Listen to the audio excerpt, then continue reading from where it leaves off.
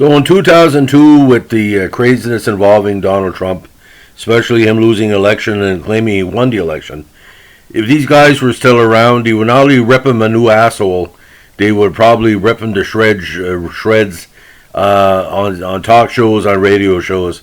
These brothers were the kings of rival comedy in Canada, political satirists, all around, hilarious guys. And being a Maritimer, I'm proud to say they're fellow Maritimers. So today we're going to be talking about the very talented and a very dangerous MacLean and MacLean. Now, MacLean and MacLean were a Juno Award nominated Canadian musical comedy duo. Now, when I say comedy duo, think of if you put Kids in the Hall together with Saturday Night Live and you threw the political correctness book not only out the window, you would burn it and sell it for cocaine or false cocaine. This was MacLean and MacLean. Now, they performed regularly in Canada between 1972 and 98 and recorded 7 to some unneeded albums, but acclaimed in my household. The duo consisted of brothers Gary MacLean, who passed away the 5th December 2001, and his brother Blair MacLean, just as ugly and just as funny, on 29 October 2008. The MacLeans were originally from Glace Bay, Nova Scotia, but were later based in the Winnipeg, Manitoba region. Now, MacLean and MacLean were best known for often scatological humor, which was combined with usually humorous renditions of folk and popular songs. They would take a folk and pop song and turn it into the political, spin of the week. Now, Blair played guitar while Gary did the banjo and bongo drums.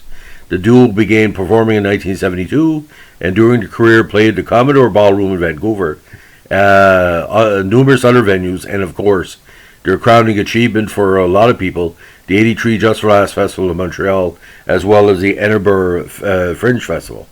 Now, the big problem with MacLean came in the mid-70s, where when the pair was asked to leave a tour because of the offensive content of their show. Now, word got around to various local constabularies of the contact of their show, and the fun started. Now, an early mention of the group appears in a spoken word introduction to Glace Bay Blues by Donnie McDougall of the Guess Who on their 72 album, Live at the Paramount, in which he explains the song was written with MacLean MacLean. They had not included the word "and" in the name of their act in the early days. Despite the spoken credit, the original album only credited McDougall as the writer. This was corrected in a recent reissue which lists the composers as MacLean, MacLean, and McDougall. Now, during their career, they recorded 7 albums, including a mixture of live and studio recordings. Among their best known and most infamous recordings were I've Seen Pubic Hair, based on the well-known Hank Snow song I've Been Everywhere, and the original song Dolly Parton's Tits, which made the British music charts after its use as the theme music for a British TV show called OTT. Now, the first album was a live recording titled Toilet Rock, produced by Skip Brokaw of Lighthouse. Burton Cummings of the Guess Who appears on and produced the studio portions of their second album, Bitter Reality, although his manager tried unsuccessfully to have his contribution, singing 2 short, dirty songs removed, fearing it would be harmful to his career. Now, this challenge caused the album's release to be delayed by several months, by which time the controversy had been widely reported by the media, and the track had been leaked to a Toronto radio station which played it on a weekly show featuring comedy records, making the attempted removal a futile effort, and the album was released with Cummings' contributions intact. Now, Jack Richardson, the producer of the Guess Who albums, produced the live portions of this album. Now, I'm not going to get into what Burton's saying, but it has to do with basically I don't even want to get into it anyway. You'll have to find out yourself. Now, controversial for the use of strong language. At one point, they had to appeal for the right to perform at their level to the Supreme Court of Canada. The title of their album, Locked Up for Laughs, refers to an incident where they were actually put in jail in Kingston, Ontario, after a charge of public indecency at a live performance. Now, you got to remember, ladies and gentlemen, they were doing this before the Charter, where freedom of expression in musical form wasn't really protected.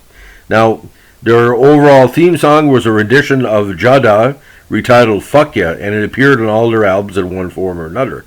It was often used as a closing to their live shows, following a mutual heckling routine in which the audience and performers jokingly shouted abuse at each other.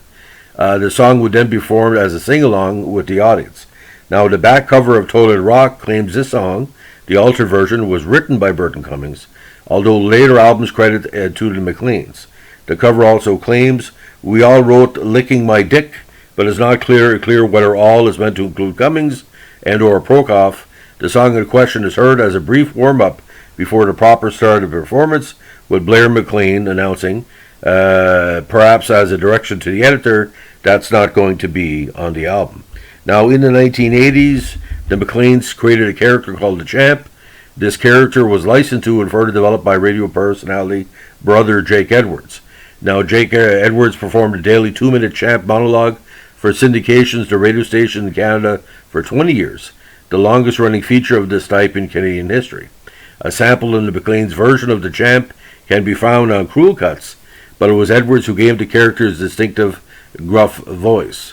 Edwards also released 4 CDs of selected Champ monologues, and a 5th Champ CD described as being a little more risque than the radio program. Now, the duo toured on and off for nearly 3 decades. In later years, they worked in radio. Gary became a radio personality in Winnipeg, while Blair took up a new profession as, get this, a landscape painter. The duo performed for the last time not long before Gary MacLean died of throat cancer in 2001. Following Gary's death, Blair MacLean privately released a CD entitled Live, a recording of a 1996 performance in Moose Jaw, Saskatchewan, to raise money for a trust fund for his brother's children.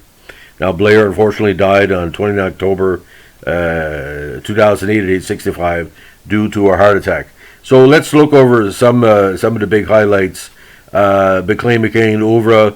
We have the Bob Barker skit. We have Team Psycho, Verse of the Red Menace, the song like Locked Up for Country show, Long Distance Daddy, their riff about God basically asking people up in heaven why I left the control room open. I can't hear prayers when I think the control room's open. A whole bastion. There was a whole series of concerts were looking pretty well in the 1970s when Trudeau was still in power. And, a lot of jokes about Margaret, a lot of jokes about the fact Rain Levesque, you get the Star Trek parody. Anyway, it goes on and on. Star Wars, Star Wars I think in 2 minutes or 2.5 minutes is a classic in my view.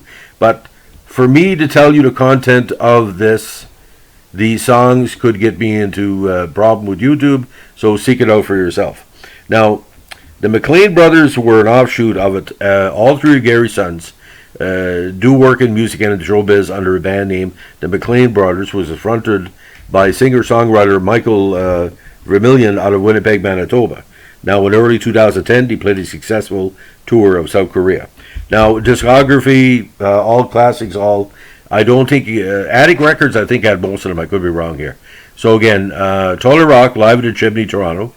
Bitter Reality, 1976, mixture of studio and Live at the Chimney in Toronto. Locked Up for Laughs. MacLean Sucked Their Way to the Top. MacLean Take the O to the Country Show, split album. Recorded at El Macambo and live in the studio, and part of it simulated a country music radio broadcast. Now, Go to Hell, Cruel Cuts, a lot of bitter reality in that. The Dirty 30 and the 2-in-1, and talks about the reissue of the 3rd and 4th album, and of course the last big event live.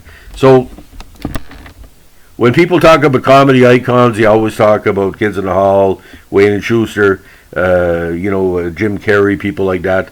MacLean to me is more important for a lot of people because they had no boundaries, ladies and gentlemen. They would insult anybody. They would put everybody through the ringer. You look at Dave Chappelle and people of that style.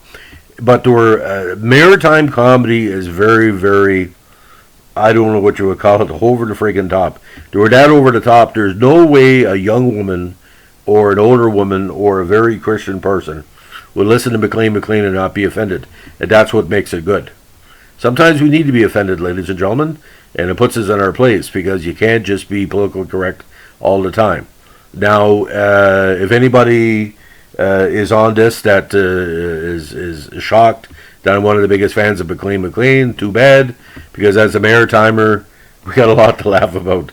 In the Maritimes, if you're not crying, you're laughing. If you're not laughing, you're crying. That sums up MacLean MacLean. And the Wayne Gretzky joke is is probably the first joke of a Wayne Gretzky that was ever put out there. So, they're groundbreaking. Thanks for listening. Bye.